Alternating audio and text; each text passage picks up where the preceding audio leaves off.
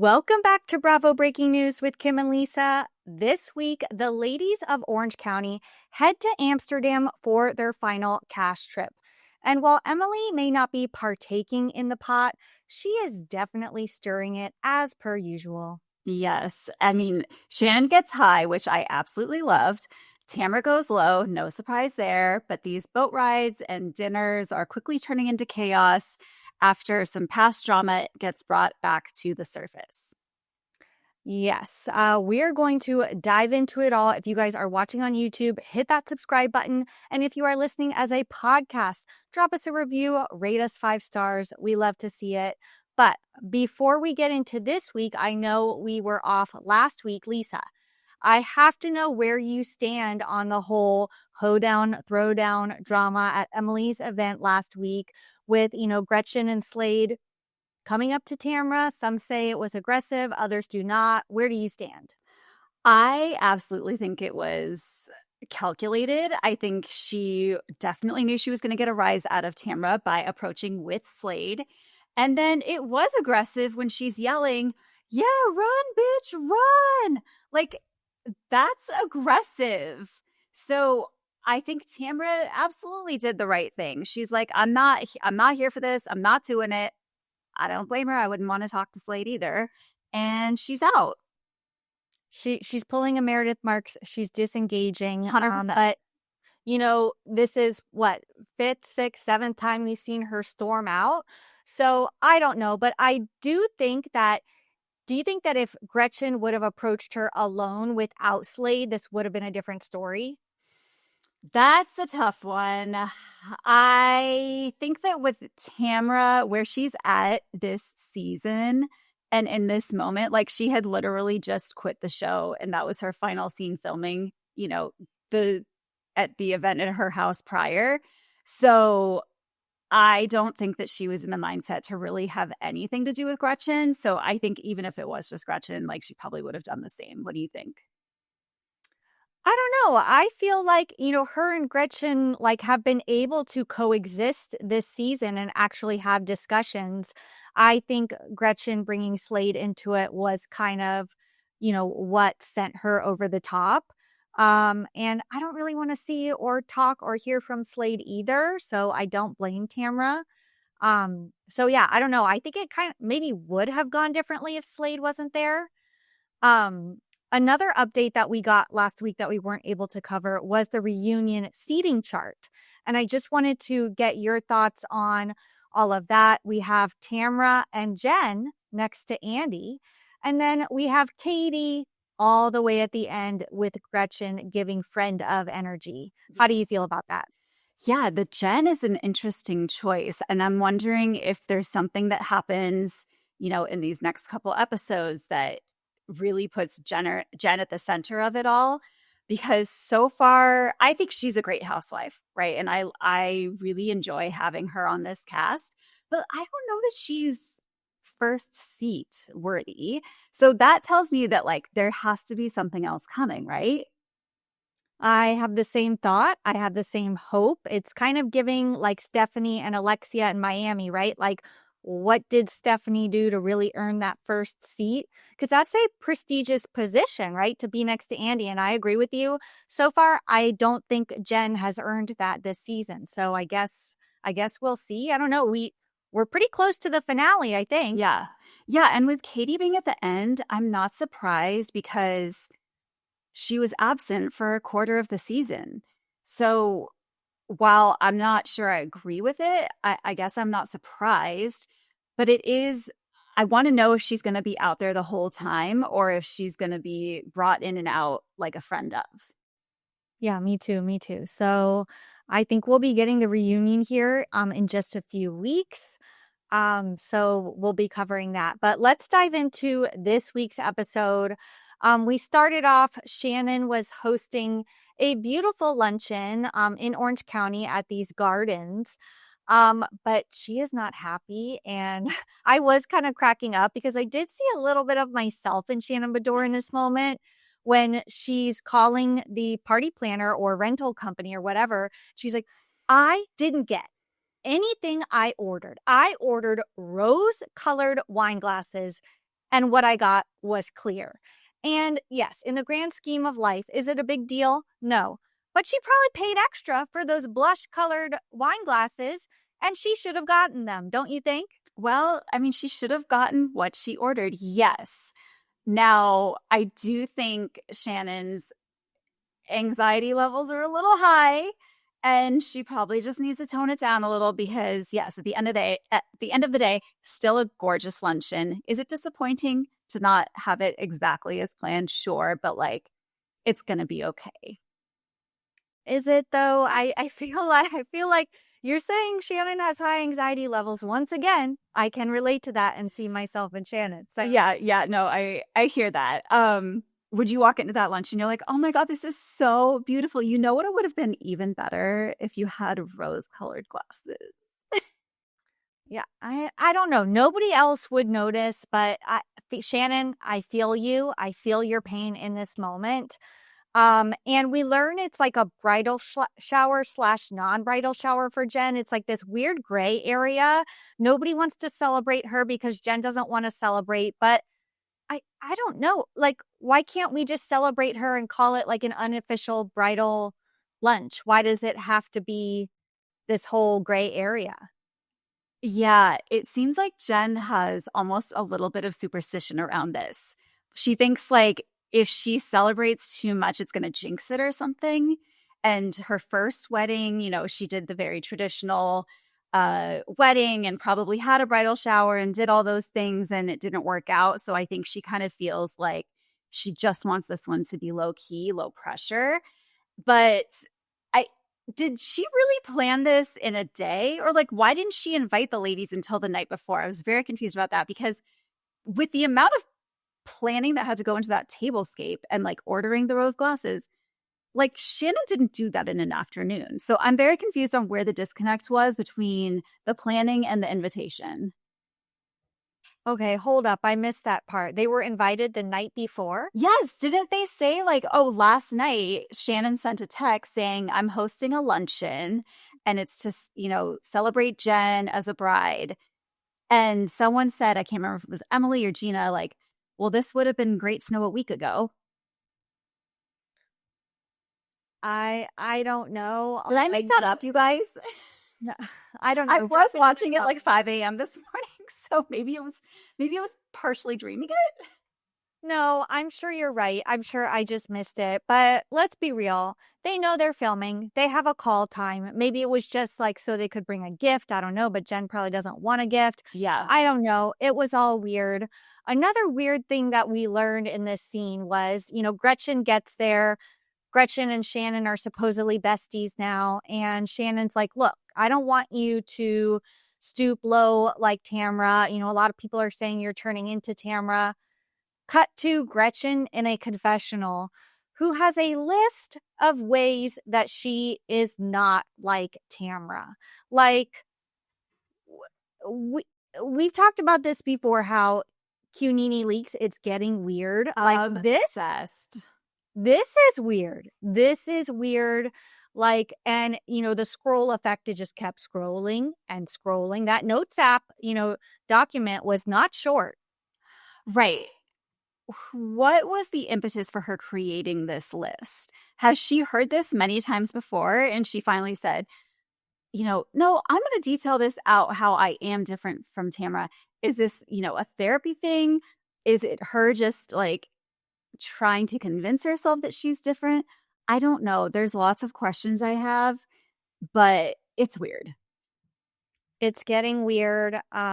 Luckily, we don't really dive into the whole Gretchen Tamra thing this episode. But all of the ladies get there. They have a beautiful time. They kind of start giving marriage advice. Did you take any of this to heart? No, not really. I mean, I did think it was hilarious when Emily asked Heather if she farts in front of Terry. And Heather simply says, I don't fart. Like, I wouldn't expect anything different from Fancy Pants, would you? For some reason, I believe her. Like, I believe that she's the type of person that just like that doesn't happen to her.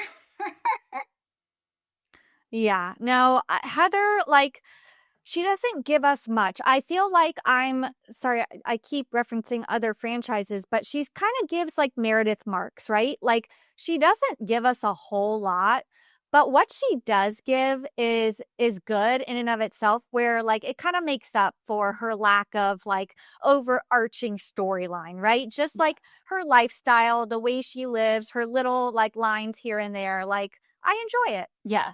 Yeah. And I mean, we did see with, I can't remember if this was last week or this week, but her charity, with the Trevor Project, like she was kind of doing a little event there. So like we get to see little bits and pieces, but I feel like that's what we need from Heather. Like she's just, I feel like she's a lot different than these ladies, but in a way that like somehow it still works. For sure, for sure. And so they start like not so nonchalantly bringing up a reason to go on this cash trip to Amsterdam. Right. But apparently it's not even Heather's idea, but it should have been because her parents lived in Amsterdam for 15 years. So she's like an expert on Amsterdam. And we learn that her father has sadly passed away, but she's going to spread his ashes there. Now, I have to ask you, when you watch this, what's the first thing that came to your mind? Merce in the purse. Merce is in the purse. Except it was dad in a bag. Dad is in the bag. I mean, this is probably one of my favorite Housewives tropes. Like it's kind of bringing light to something that, is very sad, right? But she's going to bring them, she's going to toss them in the canals, and let's just hope that it's not windy that day, because it always seems to be windy on the days that they choose to dump the ashes, and it just, flies all over the ladies. We've seen it with Sonia's dog. We saw it with Merce, and we may see it, with Heather. Yeah. But we'll see. Well, you're so right. Like, why wasn't this Heather's trip? I think it's technically Shannon's trip because she wants to go visit Stella, or is that the right daughter? I can't remember. But yeah, it seems like this would be Heather's trip. And I love that they started off, let's go someplace warm, like Bora Bora. And then they ended up in Amsterdam, which is like completely different vibes. Yeah, it was so not natural. No. Like, they just need to say, okay, Bravo production has decided to send us to Amsterdam. We have no control over where we go. Whether they do or don't, I don't really know. I don't think they have much control, but just stop trying to make it seem like it was someone's idea and tie it into their personal lives, because you fell flat on this one. You could have made it Heather's trip and you didn't. So, yeah. So another thing we learned about Heather and her dad is like we got a little more insight into Heather's upbringing, and it does kind of help explain, why Heather is the way she is. And she's talking to Terry, and she says basically like my relationship with my dad now is the same as it was when he was alive. And that's heavy. That's a strong statement. So basically he wasn't around, he would go to work before they got up in the morning, and he'd come home after they were already in bed for the night. So like she didn't really know her dad very well, it seems. And I think that weighs heavy on her. definitely. She's definitely opening up more. We got that flashback of her parents, which I don't really remember Did not remember. before. I don't remember meeting her dad. I remember meeting her mom at a restaurant, and she was like very worried about, where her mom was going to sit. Like she knows her mom's very particular. So I do remember that, but I didn't remember seeing her dad ever. No, so it's nice to see her open up. We kind of get, these scenes with all of the ladies getting ready for the trip. We also get a scene with Jen and Ryan packing for the trip.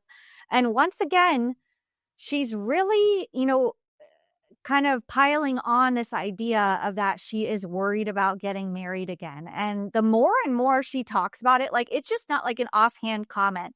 This is like almost every scene we have with Jen right now. It's her talking about how worried she is to get married to Ryan. And now I'm worried. She's making me worried with how much she is worrying about this. And as of right now, where we stand, they still haven't gotten married.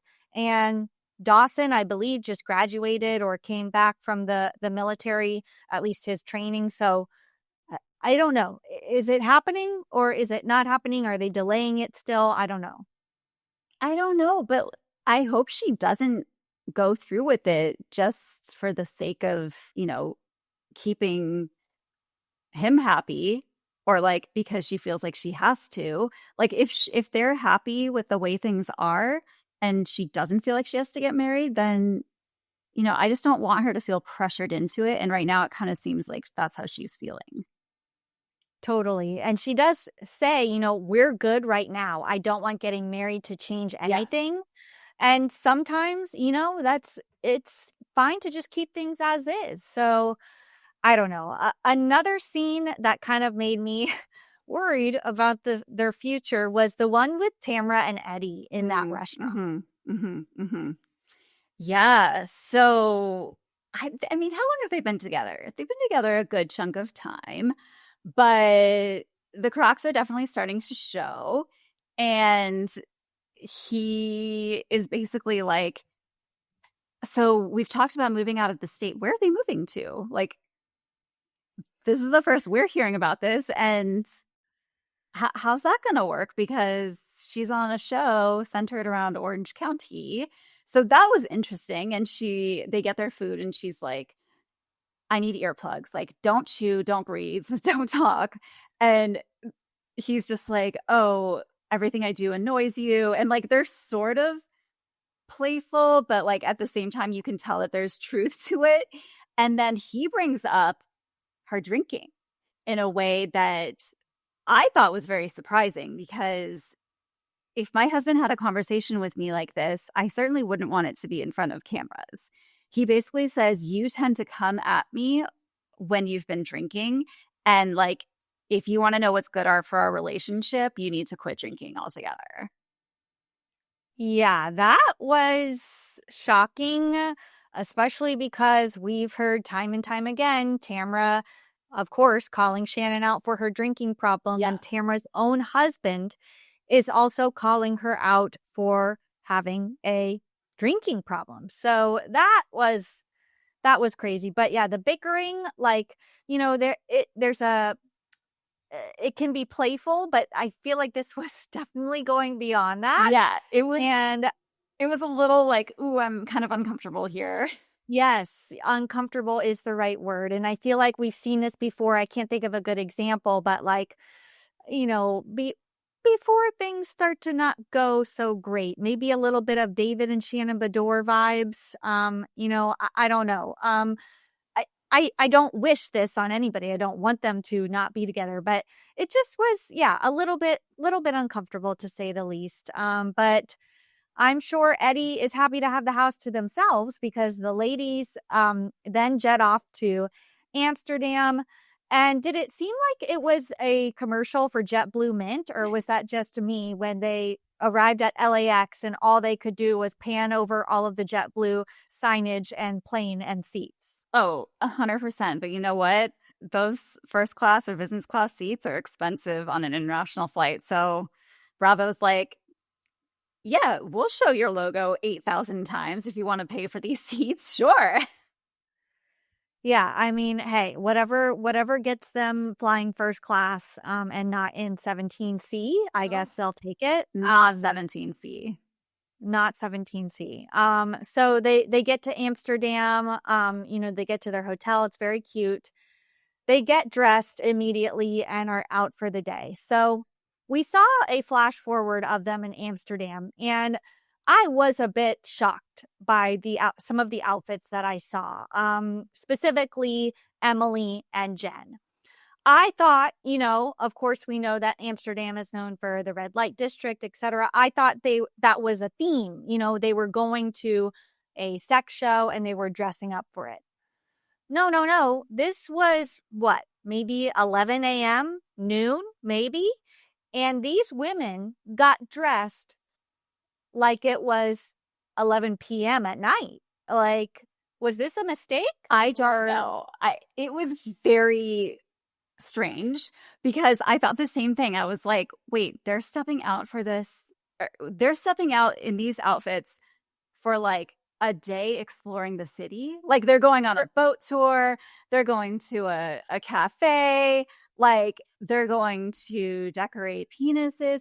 Oh, uh, in what world are you wearing a freaking like bondage cutout revealing dress? And like then Tamara had the micro shorts on, which I know is a trend, but like I mean, not at noon on a Tuesday. Well, hey, don't judge me and my BravoCon looks, Lisa. Okay, but BravoCon aside, BravoCon, like we come for the fashion. Okay, yes, but and then like, look, they looked good, I guess, but just the time of day was really throwing me off. And then we cut to the back of Jen's and we learned that it's actually a thong. She's walking around in a black lace jumpsuit with a thong at 11 a.m. in Amsterdam for a boat tour. It just was not. Don't get And I'm no prude. Yeah. And I'm no prude. Yeah, it just drop your thoughts in the comments and But tell Bess, us I did end up going at the end. It was like they went from these activities to then dinner to then the red light district. So I'm like, was their hotel just really far away and they had to get dressed for the entire day and night's activities in one fell swoop? Like usually they have their daytime activity, then they go back to the hotel, they change, and then they go out for dinner and their nighttime activity. But it seemed like they were just pushing through. But it was it was wild. a wild choice to say the least. But they do end up on that canal tour in those outfits. And they boat by Heather's house. She's very excited to see it. I thought that was kind of cool to see. Very cool. And then what happens? Emily takes her big old spoon. She puts it right in that pot and starts stirring because she says, "And now, Shannon, what did you think of Tamara's comment about your dad?" Like there's not even a segue. And this is my biggest gripe with Emily. And if we see her at BravoCon, like I'm going to ask her, like, what makes you just blurt these out, without any context or anything? Like she just dives right in and everyone's like, oh, okay, like that was out of nowhere. And so of course, it's going to ignite the Tamra versus Shannon. And Shannon says, like, I think it was a dig. Tamra says it wasn't a dig. And basically says, even if you assure me that it wasn't meant to be a dig, like you still brought up my dad, and so like unforgivable. Yeah, I mean, I don't know how I feel about this. I don't like how it's just so random and out of the blue, right? But also, like, this episode was kind of boring, to be honest. So I'm glad that Emily came out and said something because we weren't like it. There was nothing happening, to be perfectly honest. So I just wish it was a little more natural, but natural is not something that Emily seems to kind of, come off as ever, to be honest. Yeah. So yeah, I don't know. I feel like this stuff with Shannon and Tamra, I'm not sure we're coming back from it. I think that they can coexist. I think that they can be in the same room. I think that they can be cordial. I don't think we're ever going to have the Tres Amigas level friendship that we once had. R.I.P. Yeah. But, Shannon's like, F this, I'm going to get high. And so we have Heather, Gina, and Shannon, and surprisingly, Gretchen going to the dispensary. Heather, we just see her smoking a joint. I loved it. I loved to see it. Meanwhile, Shannon doesn't like to smoke. She wants to eat it. So she is devouring this, 33 milligram muffin. I'm sure she only took a bite, but that seemed to hit her pretty hard because she went from 0 to 100 to the point where she couldn't even walk. Like sober, she's a little bit, topsy-turvy, Yeah. tripping, and we get that physical comedy, right? High, she can barely function. She can't have a conversation. She cannot move her limbs correctly. And honestly, I thought it was funny to watch. Dude, thank God she was with people who understood the dosage, though, because I feel like if she was left to her own devices, she probably would have eaten at least half that muffin and not realized like how strong that is, how much that's going to hit her. Because I would be like immobile if I had 33 milligrams in one muffin. That's a lot. But you know what I loved? So, do you remember way back on Beverly Hills when they went to Amsterdam and they were so nervous about being filmed smoking or going to the cafe or whatever, eating a space cake because, it wasn't legal in the States and they didn't want it to be like looked down upon. And everyone was so uppity about it. And it was like a big deal. Like, oh my God, did Kyle eat a space cake? And now it's legal. So no one gives a shit. And, you just have Heather just like sparking a doobie. And I loved it. I loved it. I loved it. It definitely helps them like break out of their shell and we get to see a different side of them, especially Fancy Pants, who is always so, buttoned up and everything. So it's nice to see that Heather can, have some fun and let loose for a little bit. But the conversation, I guess we have the other people going and decorating dicks, whatever that was about. I mean, I'm sorry, between the decorating and the voodoo dolls, like this is too many crafts for me. Too many crafts.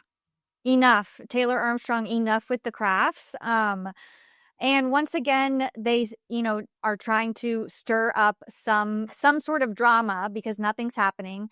They bring up that Shannon is still friends with Jen, even though Jen is still friends with Alexis. And Shannon's like, who am I to tell somebody who to be friends with or not?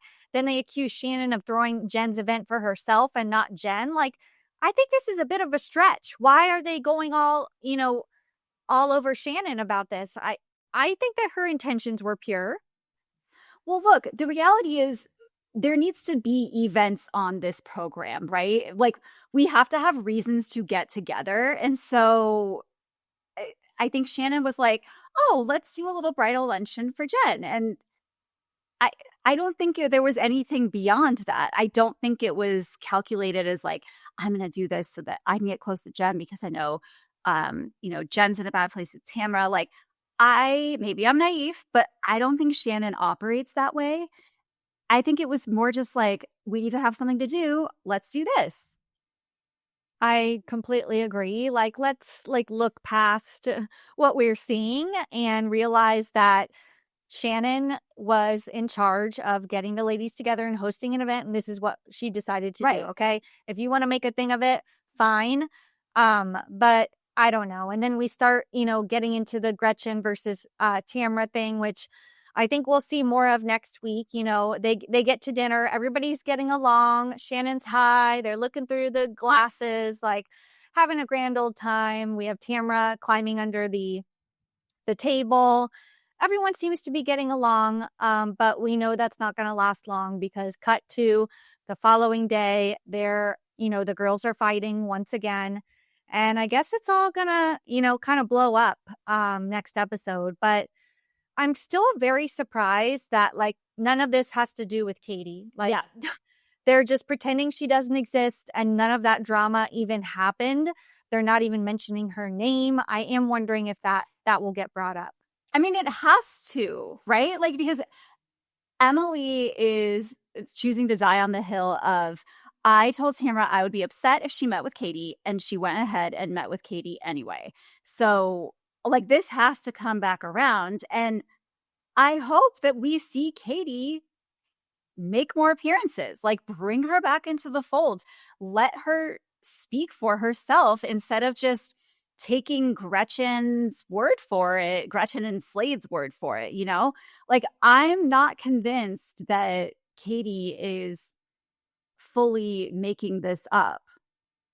Me neither. And the sit down with Tamra and Katie last week was a nothing burger that give us absolutely nothing. So I don't know. I guess we'll have to wait and see. I don't know how many more episodes. What would be so iconic is if they, they didn't end the season on the cast trip, but actually had one final party for the finale. And Katie showed up to that, walked in, and nobody knew. Like, that's kind of what I'm hoping for. I feel like that has to happen. We'll see. I don't know. We know that we are definitely getting her at the reunion, obviously. We talked about the seating chart. So I don't know. All in all, I do feel like this season is a bit of like a disjointed mess, to be honest. Yeah. And right now, they're bringing up stuff that really doesn't pertain to what's going on at the moment. So I don't know. We'll see how the rest of this trip plays out. I mean, I will be seated for every episode anyway, and I do want to see how it all ends. So Yeah, and the fact that they were trying to Heather was being messy in this moment where she's trying to say, you know, you're friends with Jen, Jen's still friends with Alexis, and we see Jen saying, I got invited to Alexis' wedding, I'm not going to go. Meanwhile, we know that Tamra went. So it's just, and they were trying to be like, oh, well, you know, Jen got invited to Alexis' wedding. Like, she's very close with her. It's just, I don't know. I don't like this. Like, when it's reaching. You're so right. Tamra proudly went to that wedding and was posting all about it.